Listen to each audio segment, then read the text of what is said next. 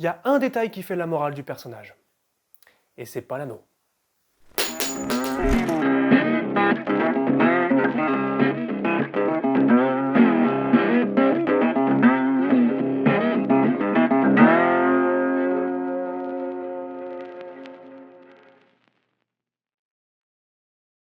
C'est là, mon cher Frodon, que je fais mon entrée.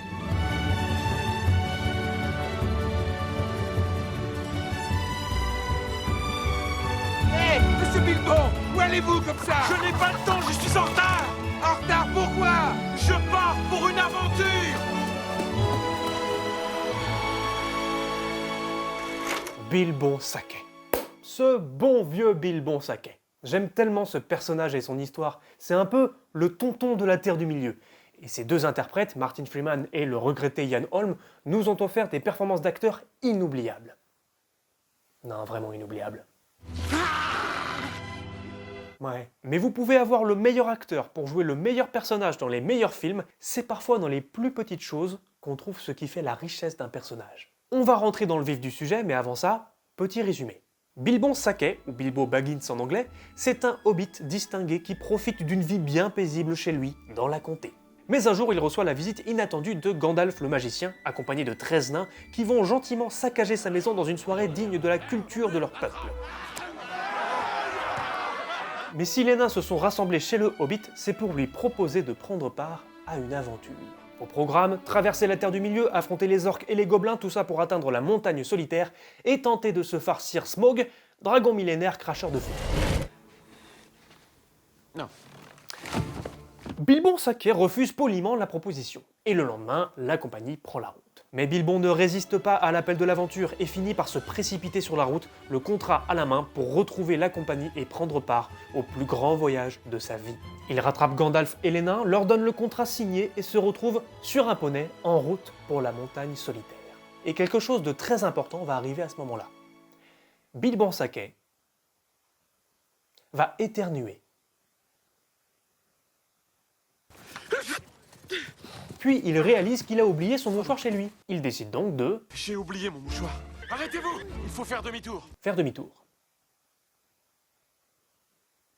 C'est pour ça que j'adore ce personnage, c'est le niveau 0 de l'aventurier, le noob absolu. À ce stade de l'histoire, Bilbon Saquet est un moins bon aventurier que Réponse. Ah bah si, je vous jure, regardez. Réponse, capture d'un voleur, négociation, évasion et succès critique sur un jet de charisme pour faire chanter une taverne remplie de criminels. Et Bilbon Et tu, adaba bonsoir. Oh bah j'ai échoué. Alors ça peut paraître tout bête, mais un détail comme ce gag du mouchoir, c'est important. D'une part, ça construit le personnage, ça nous rappelle qu'il est tout sauf un aventurier. À lui seul, ce mouchoir absent représente tout le confort dont va devoir se séparer le Hobbit. Mais ça construit aussi sa relation avec le reste de la communauté. Exemple, Thorin, le chef de la compagnie, n'a pas du tout confiance en Bilbon. Et avec ce petit gag du mouchoir, on a de quoi être d'accord avec lui. Et on a de quoi dire à Gandalf « Vraiment ? T'es sûr que tu veux pas rappeler Réponse ?» Alors on lui passe un morceau de tissu et Gandalf lui fait un joli discours pour lui dire que des situations comme celle-là, il va en vivre plein d'autres. Vous allez devoir vous passer de mouchoirs et de bien d'autres choses encore, Bilbon Saquet. Votre village est derrière vous désormais. Le monde est devant. Mais si c'était que ça, je vous en parlerai pas. On va faire un bond dans l'histoire jusqu'à la toute fin de l'aventure. Après la bataille des 5 armées, Bilbon rentre chez lui à cul-de-sac dans la comté avec sa petite part du trésor. Mais il découvre avec stupeur que les habitants de son village sont en train de vendre aux enchères toutes ses affaires. On peut s'arrêter le temps d'une petite parenthèse là-dessus. Cul-de-sac, la maison de Bilbon, elle est saccagée 2 fois. Par les nains au début de l'histoire et par les hobbits à la fin. Et il y a une opposition intéressante là-dedans.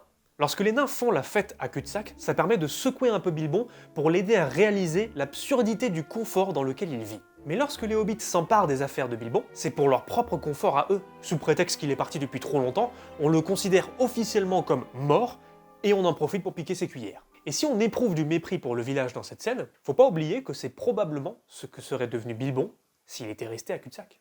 Bref, Bilbon récupère ses cuillères, rentre chez lui et retrouve sa maison dans un état déplorable. Et soudain, au milieu de ses affaires en vrac au sol, il retrouve un petit morceau de son passé.